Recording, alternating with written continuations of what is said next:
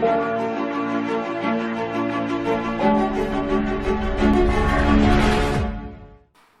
آپ کے پاس کلام مقدس ہے تو آئیے میرے ساتھ دیکھیں خداوند کے زندہ کلام میں سے یعقوب کا عام خط، اس کا 2 باب اور اس کی پہلی آیت سے لے کر 13ویں آیت تک۔ اے میرے بھائیوں، ہمارے خداوند ذوالجلال یسوع مسیح کا ایمان تم میں طرفداری کے ساتھ نہ ہو، کیونکہ اگر ایک شخص تو سونے کی انگوٹھی اور عمدہ پوشاک پہنے ہوئے تمہاری جماعت میں آئے، اور ایک غریب آدمی میلے کچیلے کپڑے پہنے ہوئے آئے، اور تم اس عمدہ پوشاک والے کا لحاظ کر کے کہو کہ تم یہاں اچھی جگہ بیٹھ، اور اس غریب شخص سے کہو کہ تم وہاں کھڑا رہ یا میرے پاؤں کی چوکی کے پاس بیٹھ، تو کیا تم نے آپس میں طرفداری نہ کی اور بدنیت منصف نہ بنے؟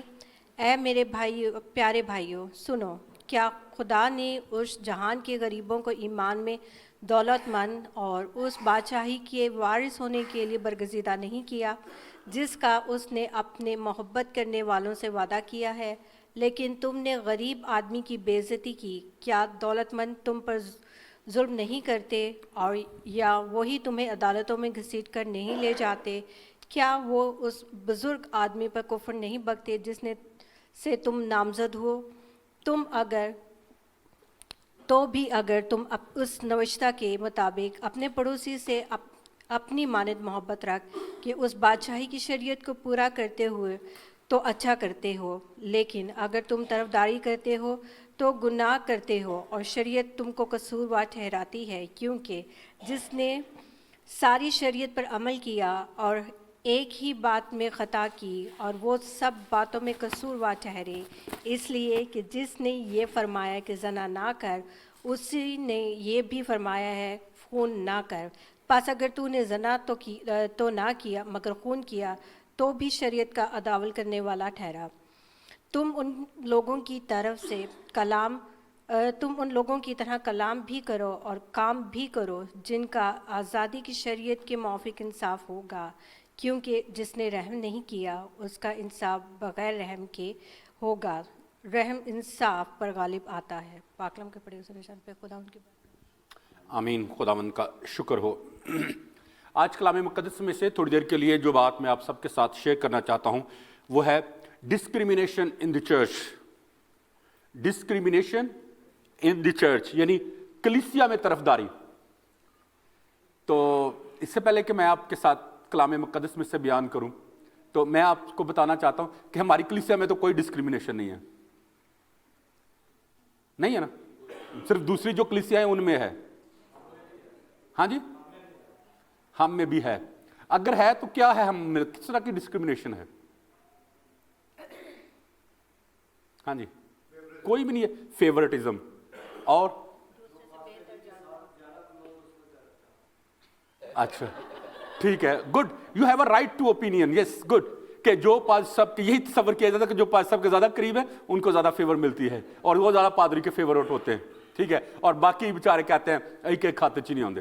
Good, okay, you have a right to say something, okay, please do say. کس قسم کی ڈسکریمنیشن ہے ہمارے چرچ میں؟ اپنے آپ کو دوسروں سے بہتر جاننا، اور ہماری کلیسیا میں بس یہی 2-3 خامیاں، ہاں، باقی تو ہماری کلیسیا بہت پرفیکٹ ہے۔ صرف جو دوسری روڈ کے دوسری اپوزٹ سائڈ پہ کلیسیا ہے، صرف اس میں ڈسکریمنیشن ہے، اس میں مسئلے مسائل ہیں۔ ہمارے یہاں تو کوئی نہیں ہے نا، we are a very perfect church. اور کیا ہے مجھے تو نہیں پتا، آپ بتائیں گے تو مجھے پتا چلے گا۔ اوکے، پراؤڈ، فخر جو ہے، اور کس قسم کے ڈسکریمنیشن ہے ہمارے چرچ میں؟ ہاں جی، جیلس پن ہے، گڈ، اور ہاں جی، کپڑوں کا کریز ہے۔ یہ اچھی بات ہے یا بری بات ہے؟ کپڑوں کا کریز ہے، اوکے۔ اور یہ کوشچن جو ہے وہ پوری کلیسیا کے لیے ہے کہ what do you think about your church، کہ آپ کا نقطہ نظر آپ کے چرچ کے بارے میں کیا ہے، کیونکہ اگر آپ خامیوں کی نشاندہی نہیں کر پائیں گے تو کبھی بھی آپ ان کے اوپر غالب نہیں آ پائیں گے۔ کہتے ہیں کہ little knowledge is a dangerous thing، ٹھیک ہے؟ تو میں جو پوچھنا چاہ رہا ہوں وہ یہ ہے، میرے خیال میں ہمارا چرچ جو ہے وہ پرفیکٹ ہے، है ना? नहीं है। नहीं है तो किन बातों में नहीं है? That is the question. अभी जो हवाला यहां पर पढ़ा गया है, पौलुस रसूल इस चीज के बारे में डिस्क्रिमिनेशन, याकूब जो है वो डिस्क्रिमिनेशन के बारे में बातचीत करता है कि कलीसिया में डिस्क्रिमिनेशन जो है वो कलीसिया के लिए गुनाह का बायस बन रही है, कलीसिया की तनज़ली का बायस बन रही है। तो ये चीजें तो सिर्फ दूसरी कलीसियाओं में पाई जाती हैं, हमारे कलीसिया में तो नहीं होती। सारी में होती है, तो हमारे यहां होती है तो कौन सी होती है? हाँ जी, सारी का जनरल कोई ना, बस ठीक है, सूरज सब जगह चमकता है। हाँ जी बिल्कुल। और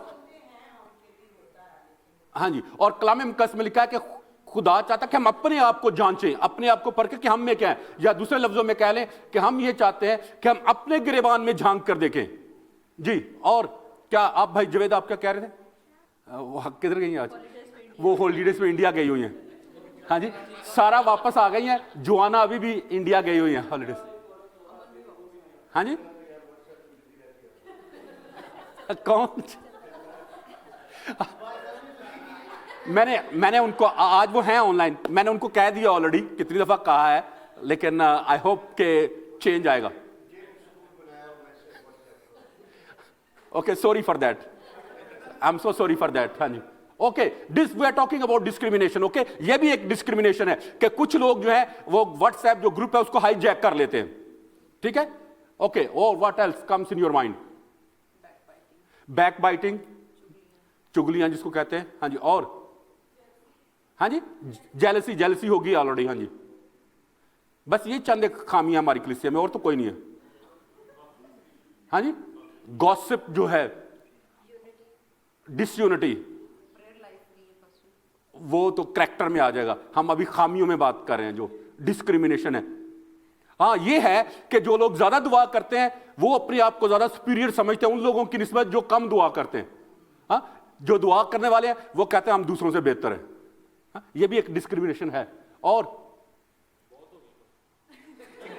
एनिया बढ़िया ना, अभी एक लंबी लिस्ट है मेरे पास, आज ये बहुत लंबी लिस्ट है मेरे पास एक, लेकिन मैं चाहता हूं कम से कम आधी तो आप बताएं। हाँ जी, अमीर और गरीब का फर्क। हाँ जी, अभी थोड़े दिन पहले ये भी हो रही थी एक बात, है ना, कि मैं ज्यादा जो रिच लोग हैं उनकी ज्यादा फेवर करता हूं, है ना, किसी ने कहा था ना, जो मेरे करीब है। हाँ जी, और एक दूसरे की टांग खींचना। ओके गुड, और बस काफी है, चले नहीं है गड़ी जाना। ओके ठीक है, ऑलराइट, ठीक है। जितनी बातें आपने बताई हैं ये सब डिस्क्रिमिनेशन में आती हैं। और याद रखें, हर चर्च में इस तरह की खामियां पाई जाती हैं। You will not find any perfect church in this world. आपको दुनिया में कोई भी कामिल चर्च नहीं मिलेगा। आप जिस भी चर्च में जाएंगे, शायद यहां के आप कहें कि मसले मसाइल हैं, जब यहां से छोड़कर आप किसी दूसरी जगह जाएं तो वहां पर शायद उससे भी ज्यादा बड़े बड़े मसले मसाइल होंगे। तो फिर आप कहां जाएंगे, फिर कहां भाग कर जाएंगे? तो याद रखें मेरे अजीजों, खुदा चाहता है कि हम इन छोटी छोटी लुमड़ियों को पकड़ें जो खेत को खराब कर देती हैं। ये छोटी छोटी बातें हैं जिनको बाज़ औक़ात हम नजरअंदाज कर देते हैं, लेकिन ये चीजें जो है ये नजरअंदाज नहीं की जा सकती। इन बातों को आप ऐसे नहीं छोड़ सकते। आपके लिए जरूरी यह है कि आप पहले इन बातों को जानें कि ये खामियां, ये कमजोरियां हमारे अंदर हैं। अगर हमें पता चलेगा तो ही हम खुदा को इजाजत दे पाएंगे कि वो हमारी जिंदगियों में काम करे। लेकिन अगर हम ये अपने लेबल लगा के रखेंगे कि आई एम अ परफेक्ट और मिस्टर परफेक्ट, परफेक्शनिस्ट, तो फिर हमारे अंदर तो किसी चीज की कमी नहीं, फिर तो खुदा की कोई जरूरत नहीं है कि वो हमें तब्दील करे। अगर हमारे अंदर खामियां हैं, कमियां हैं, तो इट मींस कि we need God, we need his help. हमें उसकी मदद की जरूरत है, हमें उसकी जरूरत है कि वो हमारी कांट छांट करे, वो हमारी तरबियत करे। लेकिन अगर हम जानेंगे नहीं और खुदा को इजाजत नहीं देंगे तो खुदा कभी भी जबरदस्ती हमारी जिंदगियों को नहीं बदलेगा। याद रखें, कलाम मुकद्दस में लिखा है खुदा हलीम और फरोतन शख्स है, वो कभी भी जबरदस्ती नहीं करता, वो कभी भी हमारे दिलों का दरवाजा तोड़कर जबरदस्ती अंदर दाखिल नहीं होता, बल्कि कलाम मुकद्दस में लिखा है कि वो आकर हमारे दिल के दरवाजे पर दस्तक देता है। अगर हम दरवाजा खोलें तो वो अंदर आता है, वरना वो सर ढीला करके चला जाता है वापस। कभी भी जबरदस्ती नहीं करता या हमें मारना नहीं शुरू कर देता कि तू मेरे दरवाजे से दरवाजा क्यों नहीं खोलिया। नो, वो एक जालिम हुक्मरान नहीं है کلام مقدس میں لکھا ہے کہ وہ دل کا حلیم اور فروتن شخص ہے، اور اس نے ہمیں کہا ہے کہ میرا جوا اپنے اوپر اٹھا لو کیونکہ میرا جوا نرم اور ملائم ہے۔ لیکن دنیا کا جوا کیسا ہے؟ بھاری ہے، وہ ہارش ہے۔ تو یاد رکھیں میرے عزیزو، وی آر ناٹ پرفیکٹ، کوئی بھی دنیا میں کامل شخص نہیں ہے۔ اور آپ نے دیکھا ہوگا کہ جب بھی کبھی بھی بات ہوتی ہے تو میں سب سے پہلے اپنے گناہ کا، اپنی کمی کا، اپنی کمزوری کا شیئر کرتا ہوں۔ میں نے کبھی بھی اپنی خوبیوں کو بیان کرنے کی کوشش نہیں کی، کیونکہ خوبیاں خدا نے ہر شخص کو دی ہیں، اور خدا ان خوبیوں کا ہم سے حساب نہیں لے گا، بلکہ ان خامیوں کا جو ہماری زندگیوں میں پائی جاتی ہیں ان کا حساب لے گا۔ اور we need to change that mistakes, that weaknesses, ہمیں ان کو خداوند کے قدموں میں لے کر آنے کی ضرورت ہے۔ تو اس لیے میرے عزیزو یاد رکھیں، we are not a perfect church, ہماری کلیسیا کامل کلیسیا نہیں ہے، اس لیے ہمیں یسوع کی ضرورت ہے۔ ہم کامل لوگ نہیں ہیں، اس لیے ہمیں یسوع کی ضرورت ہے۔ ہم دوسروں سے بہتر نہیں ہیں، ہم بھی دنیا جیسے کہ عام لوگوں کی طرح ہیں، لیکن خدا ہم عام لوگوں کی زندگیوں میں کام کر رہا ہے، لیکن دنیا کی لوگوں کی زندگی میں اس طرح کام نہیں کر رہا جس طرح سے خدا آپ کی زندگی میں کر رہا ہے، کیونکہ آپ خدا کے بیٹے اور بیٹیاں ہیں، دنیا خدا کے بیٹے اور بیٹیوں میں سے نہیں ہے۔ انہوں نے خدا کو رد کر دیا ہے، لیکن آپ نے اس کو قبول کیا ہے، اور آپ نے اس کو اجازت دی ہے کہ وہ آپ کی زندگی میں کام کر سکے۔ لیکن اگر ہم بھی اپنے دلوں کو سخت کر لیں گے، اگر ہم بھی ہٹ درم ہو جائیں گے اور خدا کو اجازت نہیں دیں گے کہ وہ ہماری زندگیوں کو بدلے، تو یاد رکھیں پھر کوئی تبدیلی ہماری زندگیوں میں نہیں آئے گی۔ کین یو سے آمین؟ یعقوب یہاں پر بیان کرتا ہے کہ مسیحی ایمان میں جو طرفداری ہے وہ ایک دھمک کی طرح کام کرتی ہے۔ دھمک سمجھتے کیا ہوتی ہے؟ جو لکڑی کو اندر ہی اندر کھا جاتی ہے۔ جب آپ درخت کو باہر سے دیکھتے ہیں تو وہ بڑا خوبصورت نظر آتا ہے، پرفیکٹ نظر آتا ہے، لیکن جب آپ اس کو کاٹتے ہیں تو اندر سے وہ سارا کھوکھلا ہوا ہوتا ہے۔ اور یہی حال ہماری زندگیوں کا ہے۔ ہم باہر سے تو بڑے دعا کرنے والے لوگ نظر آتے ہیں، باہر سے تو بڑے روحانی نظر آتے ہیں، باہر سے تو بڑے ایماندار نظر آتے ہیں، خدا کے کلام کے ماننے والے نظر آتے ہیں، لیکن جب ہم تنہائی میں ہوتے ہیں، جب ہمیں کوئی بھی نہیں دیکھ رہا ہوتا، تو پھر ہمارا صحیح چہرہ جو ہے وہ نظر آتا ہے۔ اور پھر جس طرح کی ہم باتیں کرتے ہیں اور جس طرح کا ہم اپنے آپ کو شو کرتے ہیں، وہ ظاہر کرتا ہے کہ ہمیں خداوند کے فضل کی ضرورت ہے۔ طرفداری کرنا ایمان اور خالص ہونے کا انکار کرنا ہے۔ اور یہ طرفداری جو ہے یہ صرف پاسٹرز میں ہی نہیں پائی جاتی، کانگریگیشن میں بھی پائی جاتی ہے۔ کانگریگیشن میں بھی لوگ جو ہیں وہ اپنی اپنی پسند کے مطابق اپنا اپنا گروپ بنا لیتے ہیں، جہاں وہ اپنے آپ کو ایزی فیل کرتے ہیں، جہاں پر وہ اپنے آپ کو ایڈجسٹ کرنا ایزی فیل کرتے ہیں۔ تو اس طرح نہ صرف خادموں کی زندگیوں میں بلکہ کلیسیا کی زندگی میں گروپ بندی اور طرفداری جو ہے وہ کلیسیا کو اندر سے ہی گھن کی طرح کھانا شروع کر دیتی ہے، اور پھر کلیسیا جو ہے وہ آگے بڑھنے کی بجائے پیچھے کو طرف جانا شروع کرتی ہے۔ اور جیسے آپ نے ابھی بتایا کہ لوگوں میں رتبے کی، مقام کی جو ہے وہ ڈسکریمنیشن پائی جاتی ہے، لباس کے بارے میں، حیثیت کے بارے میں ڈسکریمنیشن پائی جاتی ہے، خوشامد کرنے کے بارے میں ڈسکریمنیشن پائی جاتی ہے، کہ لوگ جو ہیں وہ سمجھتے ہیں کہ شاید میں اس شخص کی خوشامد کر کے، اس کی طرفداری کر کے اس کی فیور حاصل کر لوں گا۔ لیکن یاد رکھیں شاید دنیا میں تو ہم کسی شخص کی فیور حاصل کر لیں اپنے میٹھے الفاظ کے ذریعے سے، لیکن شاید آخرت ہم اپنی کھو دیں۔ تو اس کا انحصار ہمارے رویے کے اوپر، دل کے رویے کے اوپر ہے کہ کس نیت کے ساتھ ہم کسی شخص کو ملتے ہیں، کس نیت کے ساتھ ہم کسی کے پاس آتے ہیں، کس نیت کے ساتھ ہم کسی کے ساتھ آ کر بات چیت کرتے ہیں۔ صرف اس لیے کہ یہ ایک ایماندار شخص ہے تو اس کا اجر ہمیں خدا دے گا، لیکن اگر ہمارے deep down in our hearts اگر کوئی اور قسم کا حق ہے یا لالچ ہے یا کوئی غرض ہے، تو یاد رکھیں وہ لالچ، وہ غرض جو ہے وہ ہمیں تباہی اور بربادی کی طرف لے جائے گی۔ اور پھر اکثر یہ ہوتا ہے کہ طرفداری کرنا ہمیں ہمارے ایمان کے اس مقام سے گرا دیتا ہے جہاں پر خدا نے ہمیں قائم کیا ہے۔ تو یاد رکھیں طرفداری کرنا جو ہے یہ ہر شخص کا ایک اپنا حق ہے، ہر شخص اب طرفداری کر سکتا ہے، اور جس طرح کے گروپ میں وہ اپنے آپ کو محسوس کرتا ہے وہاں پر وہ رہنا اپنے آپ کو کمفرٹیبل فیل کرتا ہے۔ اور اس کے دو ایفیکٹس ہوتے ہیں، طرفداری کے دو ایفیکٹس ہوتے ہیں، ایک پازیٹیو ایفیکٹ ہے اور ایک نیگیٹو ایفیکٹ ہے۔ पॉजिटिव इफेक्ट में यह है कि वो उस इन्वायरमेंट में रहकर फ्रीली अपने इमोशंस को, फीलिंग को शेयर कर सकता है। और इसका नेगेटिव इफेक्ट यह है कि फिर वो ना सिर्फ रूहानी तौर पर तरक्की करता है, बल्कि उस फिर ग्रुप में रहते हुए वो ग्रुप की अच्छाई के साथ साथ उसकी खामियों में भी साथ देना शुरू कर देता है, जिसकी वजह से वो ग्रुप जो है फिर तबाही और बर्बादी का बायस बनना शुरू कर हो जाता है। तो इसलिए मेरे अजीजों, खुदावन चाहता है कि खुदा की कलीसिया में से तरफदारी जो है, जो डिस्क्रिमिनेशन है, इसको खत्म किया जाए, क्योंकि ये कलीसियाओं और खानदानों की तबाही और बर्बादी का बायस बनती है। ना सिर्फ खानदानों की बल्कि औलाद की तबाही का बायस भी बनती है। अक्सर पेरेंट्स जो हैं एक बच्चे को दूसरों से ज्यादा फेवरेट समझते हैं, एक को दूसरे से ज्यादा अहमियत देते हैं, एक को कहते हैं कि ये अक्लमंद है और दूसरे को कहता है नकम्मा बेवकूफ है। और याद रखें, इस तरीके से हम खुदा के फजल से महरूम हो जाते हैं। और जब चैप्टर 3 को स्टडी करेंगे तो उसमें हम जुबान के बारे में देखेंगे कि benefits and the dangers of tongue के बारे में, कि किस तरीके से हमारी जुबान जो है वो हमें तबाही और बर्बादी की तरफ ले जाती है। और याद रखें, जब दिलों में खुद गर्जी और गुनाह घर कर लेता है तो फिर फिरकेबाजी, तरफदारी, गरूर, घमंड, तकब्बर और दूसरों की हकारत करना जो है वो फिर कलीसिया में आम हो जाता है। और बाज़ औक़ात लोग जो है वो अपना माइंड सेट खुद से बना लेते हैं कि नहीं, ये बंदा जो है इस बंदे की तरफदारी करता है, ये मुझे कुछ नहीं समझता। जैसे अभी कहा गया कि पादरी साहब के फेवरेटिज्म होता है पास्टर्स की जिंदगी में भी। शायद फेवरेटिज्म ना हो, लेकिन दूसरा जो देख रहा है वो शायद ये समझ रहा हो कि ये बंदा सिर्फ इसी के ही गुण गाता रहता है और दूसरों को नजरअंदाज कर देता है। बाज़ औक़ात इसका इन्हिसार जो है वो हमारे देखने के ऊपर भी होता है। तो इसलिए मेरे अज़ीज़ों, याद रखें, हर तरह के लोग जो हैं वो कलीसिया में पाए जाते हैं।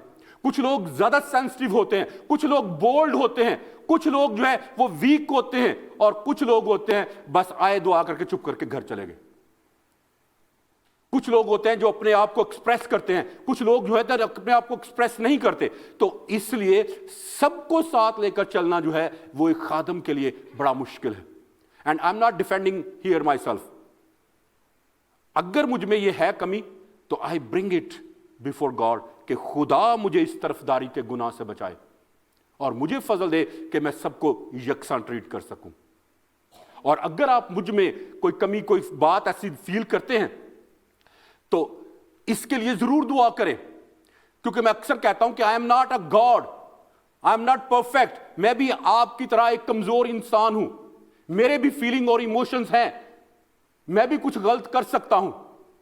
लेकिन अगर आप उन गलतियों को निशानदही करने की बजाय, दुआ करने की बजाय सिर्फ निशानदही करके और अगर उसके बड़े बड़े पोस्टर बाहर लगाएंगे तो उससे ना आपको फायदा होगा और ना खादम को फायदा होगा। और ये सिर्फ मेरे ही लिए नहीं बल्कि हर एक पास्टर के लिए, क्योंकि कलाम मुक़द्दस में लिखा है कि खादम जो है वो दो चंद इज्जत के लायक समझे जाएं।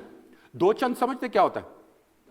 डबल पोर्शन, डबल इज्जत के लायक समझे जाएं। लेकिन अगर हम ही उनकी टांग खींचने वाले बन जाएंगे तो फिर उनको सीढ़ी पर चढ़ाएगा कौन? फिर उनको आगे बढ़ने में मदद कौन करेगा? तो याद रखें, पास्टर जो है वो कलीसिया में खुद से कुछ नहीं कर सकता। कलीसिया जो है वो पास्टर के बाजू हैं। अगर कलीसिया के लोग पास्टर का साथ देंगे तो वो ज्यादा बेहतर काम कर सकेगा। लेकिन अगर वो अगर वो बगैर बाजुओं के होगा, टुंडा पादरी होगा, तो वो क्या कर पाएगा? शायद अपने लिए खुद से पानी भी ना उठा के पी सके। तो इसलिए आप अपनी अहमियत को समझें और पास्टर को, एक लीडर को अपनी अहमियत समझने की जरूरत है कि वो अपने आप को जाने कि मैं कलीसिया के बगैर अधूरा हूं, और कलीसिया ये समझे कि कलीसिया जो है वो पास्टर के बगैर ऐसी ही है जैसे सरकटा आदमी। सरकटा आदमी समझते कैसा होता है? हेडलेस चिकन की तरह, हेडलेस चिकन की तरह, right? That's good point, I like it. Sir कटा आदमी ऐसा है कि जिसका गर्दन ना हो, सिर्फ और सिर्फ बदन हो उसका, और वह ऐसा बदन जो है कोई डिसीजन नहीं कर सकता, क्योंकि कलाम मुक़द्दस में लिखा है कि मसीह कलीसिया का सर है। और आज दुनिया में ऐसे बहुत सारे चर्चेज हैं जो कि हेडलेस बॉडी है only, there is no pastors, بہت ساری ایسی کلیسیاں ہیں جہاں پر کوئی پاسبان ہی نہیں ہے, اور کوئی آ بھی جائے تو اس کو ٹکنے ہی نہیں دیتے, اس کی گردن کاٹ کے پھر اس کو صفایا کر دیتے ہیں. اور بہت ساری آج کلیسیاں جو ہیں اس لیے گراوٹ کا شکار ہے کیونکہ ان کے پاس کوئی پراپر پاسٹر نہیں جو کہ کلیسیا کا ہیڈ ہو, کیونکہ خدا ہمیشہ دماغ کے ساتھ بولتا ہے اور پھر دماغ فیصلہ کرتا ہے اور پھر باڈی ایکٹ کرتی ہے. اگر خدا پاسٹر کے ساتھ نہیں کلام کر رہا تو یاد رکھیں کلیسیا کے لیے کوئی فریش منا نہیں ہوگا, پھر وہی روٹین کی باتیں, رٹی رٹائی باتیں. لیکن اگر خدا ہیڈ کے ساتھ بات کرتا ہے, کلام کرتا ہے, تو کلیسیا جو ہے وہ انکریج ہوتی ہے, کلیسیا کچھ نہ کچھ نیا سیکھتی ہے, کلیسیا بڑھتی ہے, کلیسیا کی زندگی میں ترقی آتی ہے. ورنہ جو ہیڈ لیس باڈی ہے وہ صرف ایک ڈیڈ باڈی ہے جس کا انجام یہ ہے کہ اس کو کفن میں ڈال کر تو اس کو بس دفن کر دیا جائے. تو بہت ساری ایسی کلیسیاں ہیں آج جو کہ روحانی طور پر مردہ ہو چکی ہیں, اور اس میں قصور کس کا ہے, پاسٹر کا یا کلیسیا کا, خدا کا یا خادم کا؟ اس کے بارے میں ہمیں سوچنے کی ضرورت ہے, کیونکہ جب کلیسیا میں طرفداری ہوگی تو یاد رکھیں لوگ پھر اپنے آپ کو ٹھیک اور دوسروں کو غلط سمجھیں گے, لوگ اپنے آپ کو افضل اور دوسروں کو کمتر سمجھیں گے. لوگ اپنے, اگر کوئی شخص ہمارے چرچ کا ممبر نہیں ہے تو پھر لوگ کیا کہیں گے, یا خادم کیا کرے گا, خادم, لوگ جو اکثر اس کی نجات کے بارے میں پھر شک کرنا شروع کر دیتے ہیں کہ نہیں اس کو بھی نجات کا تجربہ نہیں ہوگا. یا اگر وہ ہمارے چرچ میں نہیں آتا تو ہم کہتے ہیں یہ صحیح, اس کو تعلیم نہیں دی گئی, یہ صحیح تعلیم کو فالو نہیں کرتا. یہ بھی غرور اور گمنڈ ہے کہ ہم اپنے آپ کو ٹھیک, اپنی کلیسیا کو ٹھیک اور دوسری کلیسیاؤں کو غلط سمجھتے ہیں. اس لیے میں ہمیشہ ہر شخص کو یہی کہتا ہوں کہ پلیز آپ وہاں اس چرچ جائیں جہاں پر آپ جا کر روحانی ترقی کر سکیں. اگر آپ کسی چرچ جاتے ہیں اور آپ کی روحانی ترقی نہیں ہوتی تو پھر چرچ جانے کا کوئی فائدہ نہیں ہے. پھر بہتر ہے گھر پہ گرم بستر میں بیٹھے رہیں, کیونکہ نہ آپ کو چرچ جا کے برکت ملے گی اور نہ گرم بستر میں برکت ملے گی. لیکن اگر آپ چرچ جاتے ہیں اور وہاں پر آپ خدا کی حضوری اور خدا کے مسا کو محسوس کرتے ہیں اور آپ روحانی طور پر گرو کر رہے ہیں, تو پھر میں کہوں گا چاہے اس کلیسیا میں کتنے ہی مسئلے مسائل کیوں نہ ہو, اس چرچ کو کبھی بھی نہ چھوڑے, کیونکہ آپ کو دنیا میں کوئی بھی ایسا پرفیکٹ چرچ نہیں ملے گا. اور پھر یہ ہے کہ آپ ایک دوڑ میں لگے رہیں گے, ایک سال اس چرچ میں, اگلے سال اس چرچ میں, اس سے اگلے اس چرچ میں, اور پھر اس سے اگلے کسی اور چرچ میں, اور پھر یوں آپ بندر کی طرح ایک درخت سے دوسرے درخت سے تیسرے اور تیسرے درخت سے چوتھے درخت پر اچھلتے کودتے رہیں گے, اور اس سے کوئی فائدہ نہیں ہوگا. تو اس لیے میرے عزیزو, خدا چاہتا ہے کہ کلیسیا میں سے ڈسکریمنیشن جو ہے وہ ختم کی جائے. اور یہ کون کرے گا؟ پادری, کلیسیا, چرچ, کیونکہ church has more power than the pastor. آپ کے پاس زیادہ قوت ہے ایک پاسٹر کی نسبت, کیونکہ پاسٹر جو ہے وہ آپ کو صرف نشاندہی کر سکتا ہے کہ اس طرف کو ہم نے جانا ہے, اس راستے پہ میں چلنا ہے, یہ صحیح اور یہ غلط ہے, لیکن کلیسیا نے اس کے اوپر فالو کرنا ہے. لیکن اگر ہم اس کے اوپر عمل نہیں کریں گے اور دوسروں کو الزام لگاتے رہیں گے تو اس سے ہماری ترقی جو ہے وہ رک جائے گی. اور اکثر جو ہے چرچز میں ہم ڈسکریمنیشن کا اتنا زیادہ شکار ہو جاتے ہیں کہ ہم مذہبی پن کو بعض اوقات روحانیت سمجھ بیٹھتے ہیں. مذہبی پن میں اور روحانیت میں فرق کا معلوم ہے کیا ہوتا ہے؟ Please can you help me to understand what is the religion and what is the spirituality? Any views? Yes درخشندر, کیا کہہ رہے ہیں آپ؟ وہ تو انگلش میں ہو گیا, تو اردو میں, انگلش اتنی تو مجھے آتی ہے. مذہبی ہوتا ہے جو صرف ریچولز پر عمل کرے. جی بھائی آپ کیا کہنا چاہ رہے ہیں؟ جنونی پن is good thing I think. ہاں جی, لیکن ہم ابھی بات کریں کہ مذہبی پن کیا ہوتا ہے اور اسپرچولیزم کیا ہوتا ہے. جی آپ پلیز.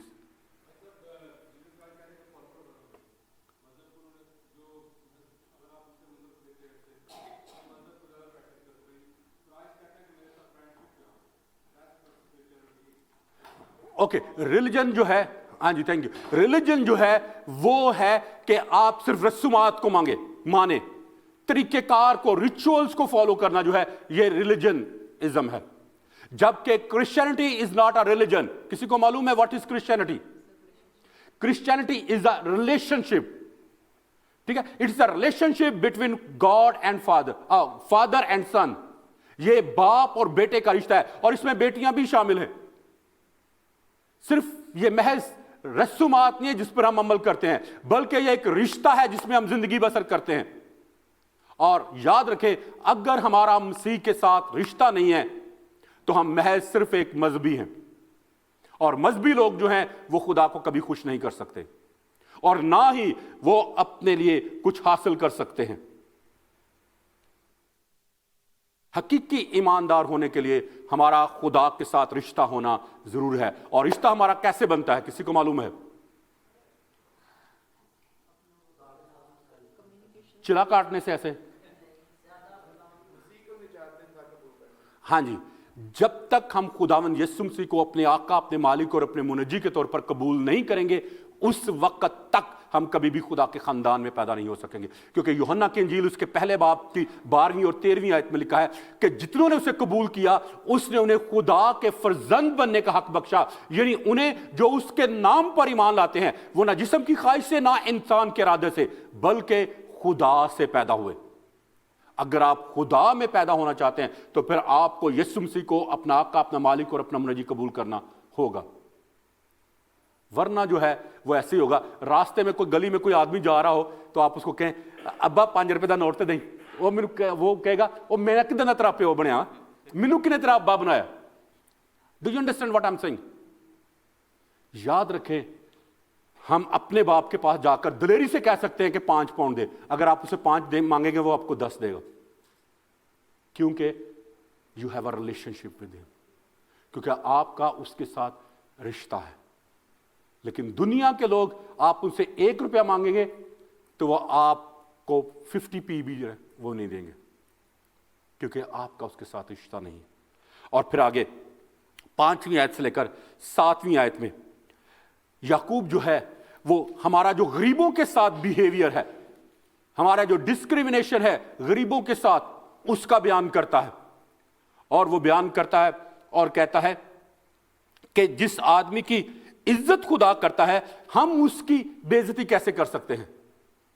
خدا نے غریبوں کو چنا ہے, اور ابھی تھوڑی دیر پہلے بھی آپ نے بتایا کہ یعقوب یہی بات بیان کرتا ہے کہ اگر کوئی شخص امیر آدمی آئے, اچھا لباس پہنا ہو, اچھی انگوٹھی اس نے پہنی ہو, اور وہ آ کر چرچ میں کھڑا ہو تو ہم اس کو ہاتھ پکڑ کے ہار پہناتے ہیں اور اس کو آ کے اسٹیج پر لا کے بٹھاتے ہیں. اور اگر کوئی غریب آ جائے, بیچارہ پرانے کپڑوں میں آ جائے, تو کہنا ہے بس ٹھیک ہوتے پیچھے ہی تو بیٹھ جا. That is this discrimination. اور کیا اب یہ چیز کلیسیا میں ہوتی ہے یا نہیں؟ اب نہیں ہوتی, یا پرانے زمانوں میں ہوتی تھی؟ ہوتی ہے. کوئی ایسا واقعہ جو آپ بتا سکیں؟ اب نہیں ہوتی ہے.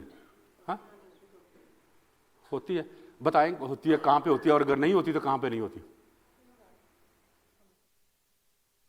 ہاں جی, کہاں پہ ہوتی ہے, کیسے ہوتی ہے, آج کل کیا کرتے ہیں ہم؟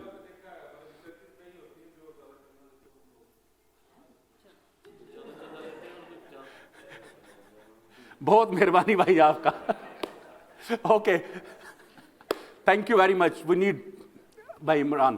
ہاں جی, اوکے. میں بھی کیا کہنے لگا تھا, نہیں میں کوئی بات کرنے لگا تھا. ہاں جی, ڈسکریمنیشن ہوتی ہے چرچز میں. پتہ کیسے ہوتی ہے؟ اگر کوئی عام بندہ آ جائے, ٹھیک ہے نا, تو ہم اس کو بس ٹھیک ہے کہتے ہیں چرچ میں ویلکم, دیٹس اٹ, انف. لیکن اگر کوئی MNA, کوئی MP یا کوئی اس طرح کوئی بندہ آ جائے, یا کوئی سیلیبریٹی آ جائے, تو ہم اس کو پیچھے سے دھکیل کر آگے لے کر آتے ہیں. ہوتا ہے یا نہیں؟ ہوتا ہے.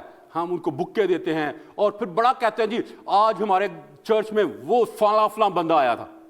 ہم اس چیز پر فخر محسوس کرتے ہیں, جبکہ کوئی عام آدمی آ جائے تو کسی کھاتے میں نہیں لے کے آتے.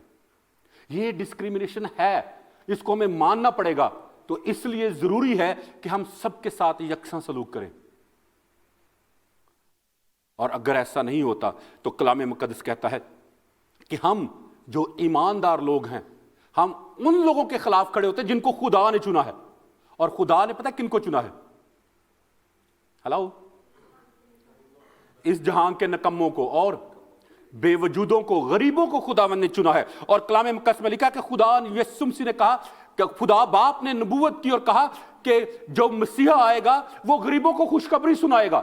اور پھر کلام مقدس میں لکھا کہ خداوند یسوع مسیح نے یسایہ نبی کی جو پروفیسی ہے اس کو پورا کیا کہ جب یوحنا کے شاگرد یسوع کے پاس آئے اور انہوں نے کہا کہ کیا تو وہی ہے جس جو آنے والا ہے یا ہم کسی دوسرے کی راہ دیکھیں، تو یسوع مسیح نے کوئی کلام نہیں وہاں پر سنایا، بلکہ اس نے مزید اور زیادہ غریبوں کو جو ہے وہ شفا بخش کام ان کی زندگی میں جاری کیا، انہیں شفا دی. تو کہا کہ جا کر یوحنا کو بتا دو کہ غریبوں کو خوشخبری سنائی جاتی ہے اور غریب جو ہیں وہ شفا پاتے ہیں. اور یاد رکھیں غریب ہی ہوتے ہیں جو سب سے پہلے زیادہ خدا کو جلدی قبول کر لیتے ہیں. پتہ کیوں؟ پتہ کیوں؟ کیونکہ ان کے پاس اور کوئی سہارا نہیں ہوتا. وہ جب بھی مشکل میں، بیماری میں، پریشانی میں، تکلیف میں ہوتے ہیں تو وہ کسی دوسرے امیر آدمی کے پاس نہیں جاتے، وہ بھاگ کر خدا کے پاس آتے ہیں اور وہ اپنی زندگی کی چھوٹی سے چھوٹی ڈیٹیل کے لیے بھی خدا پر بھروسہ کرتے ہیں. جبکہ یہاں پہ یو کے میں کیا ہے، ہم کیا کرتے ہیں؟ ہم کس پر بھروسہ کرتے ہیں؟ NHS پر. ہم جب کچھ ہوتا ہے تو دعا بعد میں کریں گے، بھاگ کر پہلے ڈاکٹر کے پاس جائیں گے. میں ڈاکٹرز کے خلاف نہیں ہوں، یاد رکھیں خدا نے ڈاکٹرز کو حکمت، فہم اور دانائی دی ہے. میں خود بھی جاتا ہوں، I was treated few years ago. تو ڈاکٹرز کو خدا نے حکمت، فہم اور دانائی دی ہے، لیکن یہ ہے کہ ہماری زندگی میں فرسٹ پریورٹی جو ہے وہ خدا کو حاصل ہو. پہلے ہم خدا کے پاس اپنا معاملہ لے کر آئیں اور پھر دوبارہ خداوند کے پاس، پہلے خدا کے پاس جائیں اور پھر لوگوں کے پاس لے کر جائیں.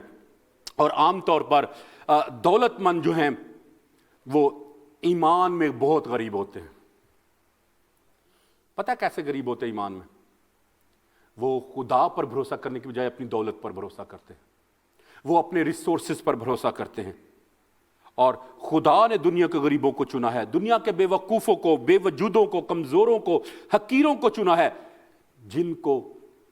جنہوں نے کلیسیا کو رد کیا ہے دنیا نے ان کو قبول کیا، اور امیروں نے رد کیا ہے اور امیروں کو ہم کلیسیا میں ویلکم کرتے ہیں، اور غریبوں نے جنہوں نے قبول کیا ہے ہم ان کو کلیسیا میں نظر انداز کر دیتے ہیں. And that is the discrimination in the church, جس کو ہمیں نظر انداز نہیں کرنا ہے. یعقوب بیان کرتا ہے کہ یہی لوگ خدا کی بادشاہی میں دولت اور جلال سے مالا مال ہوں گے.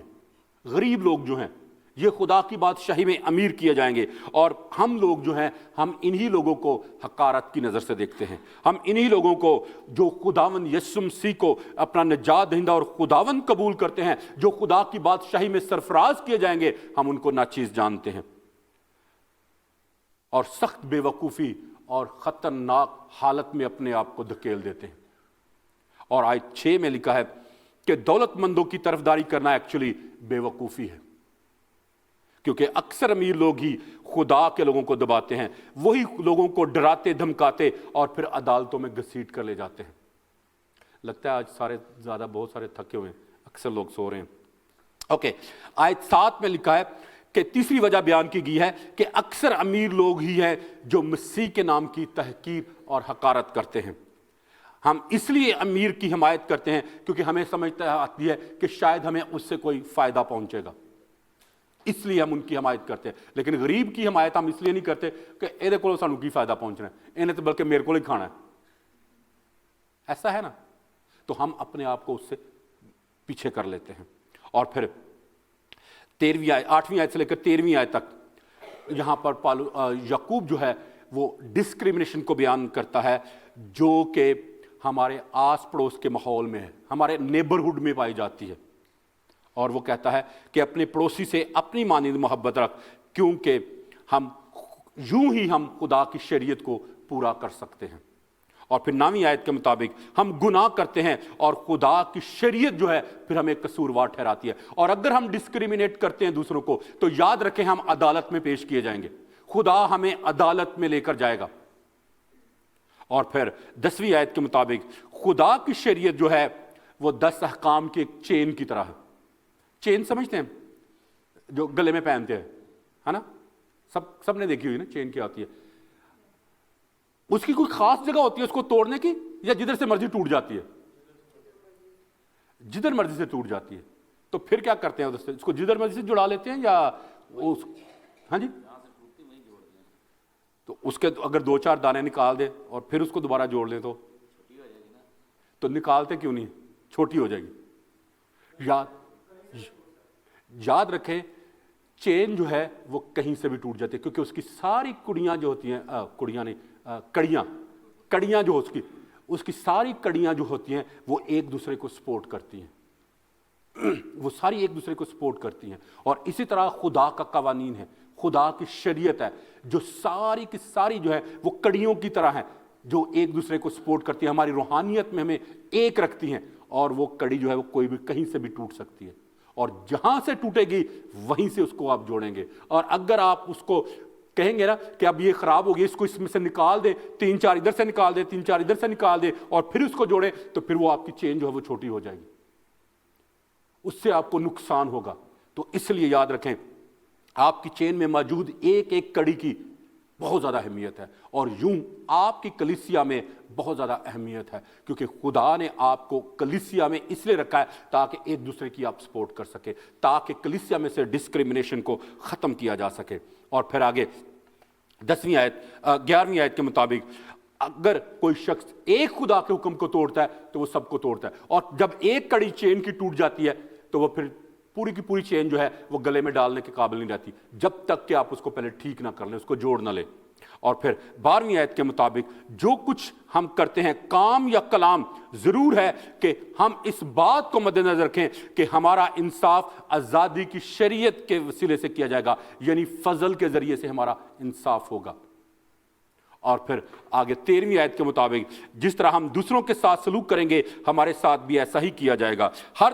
اگر طرفداری کریں گے تو ہم گناہ کریں گے اور اس کی سزا پائیں گے، لیکن اگر ہم خدا کے کلام کو مقدم سمجھیں گے، عزت کریں گے اور اس کو اہمیت دیں گے تو ہم برکت پائیں گے اور ترقی پائیں گے. تو اس لیے یہاں پر یعقوب جو ہے وہ اس بات پر زور دیتا ہے کہ کلیسیاؤں میں اور خاندانوں میں ڈسکریمنیشن جو ہے وہ تباہی، بربادی اور رسوائی کا باعث ٹھہرتی ہے. اس لیے اس کا الزام دوسروں پر نہ دیں، بلکہ اس کا الزام خود قبول کریں کہ ہماری زندگی میں، ہماری کلیسیا میں ہم ڈسکریمنیٹ کرتے ہیں. کیونکہ اگر ہم کہتے رہیں گے کہ تو کرتا ہے، تو کرتا ہے، تو کرتا ہے، تو پھر ہم کچھ بھی نہیں کر پائیں گے. لیکن اگر ہم ذمہ داری خود قبول کریں گے، اپنے آپ کو تبدیل کرنا شروع کر دیں گے، تو پھر بہتری، بڑھوتری، ترقی اور خوشحالی ہماری زندگیوں میں اور ہماری کلیسیا میں آئے گی. آئیے ہم سب اپنے سروں کو جھکائیں اور دعا کریں کہ خدا ہمارے رویوں کو بدلے، خدا ہمیں اچھی سوچ دے تاکہ ہم خدا کے ساتھ ایک اچھی سوچ میں اپنی زندگی بسر کریں اور خدا کے نام کو عزت اور جلال دینے کا وسیلہ ٹھہریں. ہاللویہ. خداوند کائنات کے بادشاہ، میں تیری شکر گزاری کرتا ہوں کہ تو وعدوں کا سچا خدا ہے اور تیرے تمام وعدے ہاں کے ساتھ ہیں. اے باپ، میں تیری شکر گزاری کرتا ہوں کہ تو نے مجھے اپنے کلام میں سے دیا اور میں نے تیرے کلام کو دیانتداری اور وفاداری کے ساتھ تیرے لوگوں تک پہنچا دیا. اے باپ، اب میں تیری منت کرتا ہوں کہ تو ہمیں خداوند خدا فضل دے، برکت دے، اور خداوند تو ہم پر رحم کر اور ہم پر ترس کھا، تاکہ خداوند خدا ہم ان ساری کمیوں، کمزوریوں کو اور گھاٹوں کو اپنی زندگیوں میں سے اور اپنی کلیسیا میں سے اور اپنے خاندان میں سے نکال سکیں، اور خداوند خدا ہم ایسے بن جائیں کہ ہم تجھے پسند آ سکیں.